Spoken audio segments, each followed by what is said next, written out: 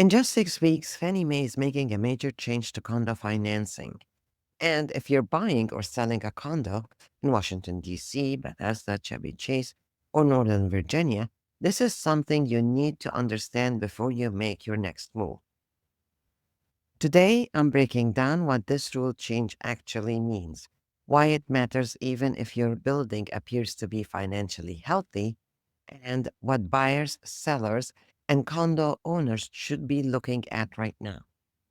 I'm Sherine Monir, realtor with Compass, and a licensed designer based in Washington, D.C.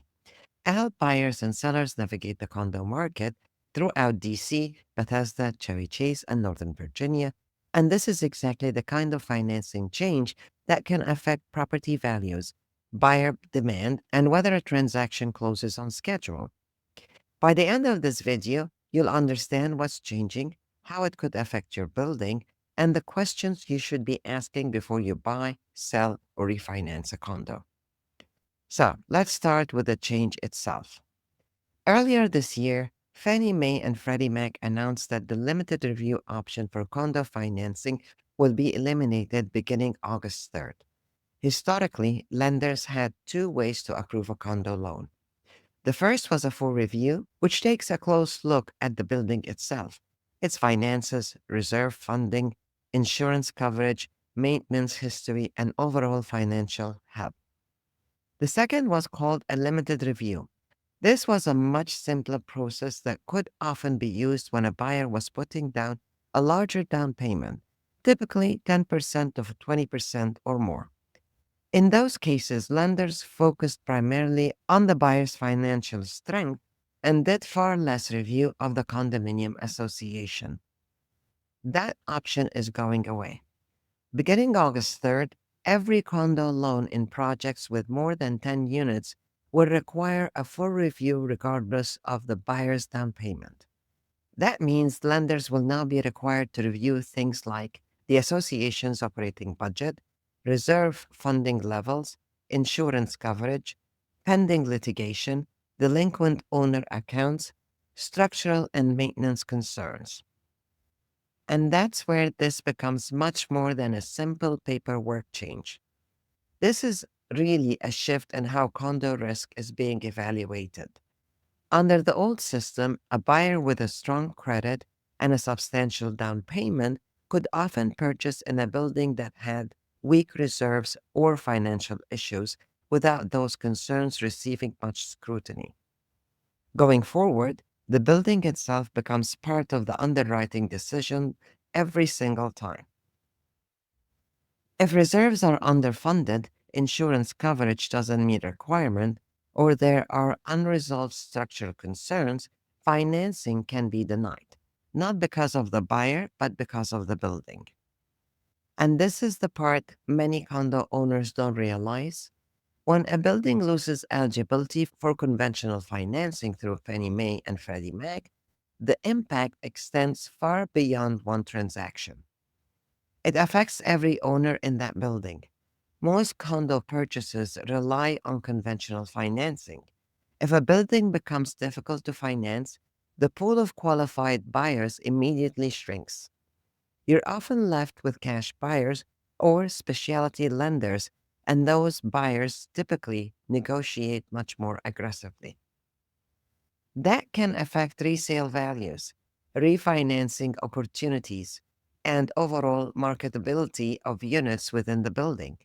In other words, a building can look perfectly fine from the outside and still run into financial challenges if its financials don't meet the new standards.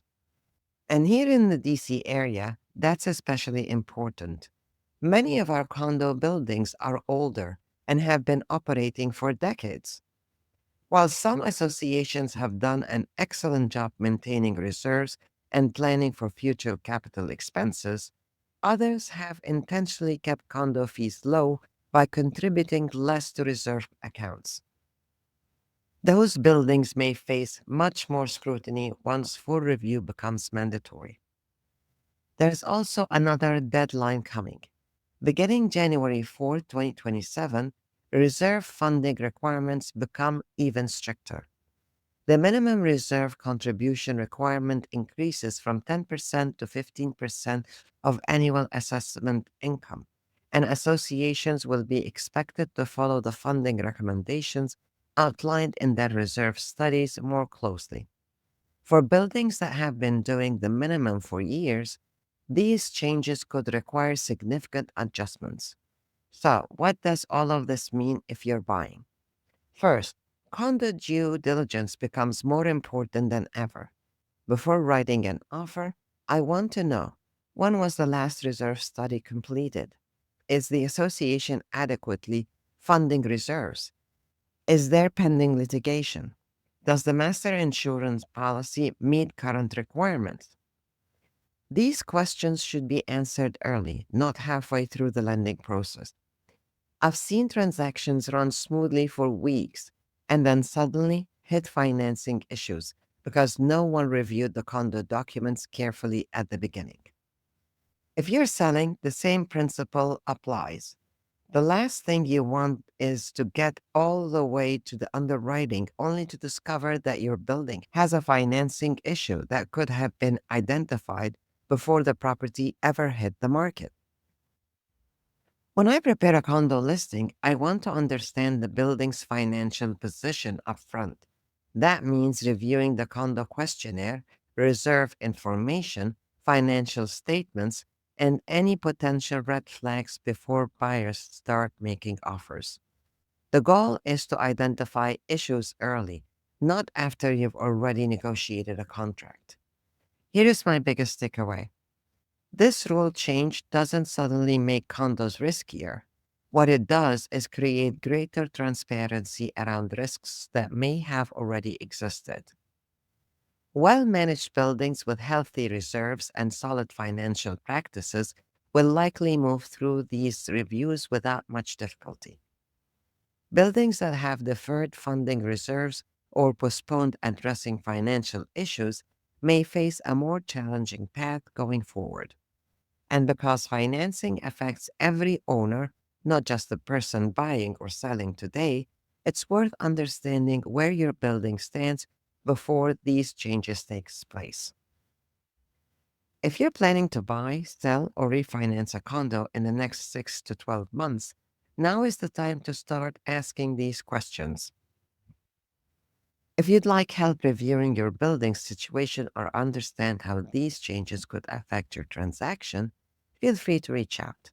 I'm Sherine Monir, Realtor with Compass and a licensed designer, and I'm always happy to help you navigate the details before they become surprises.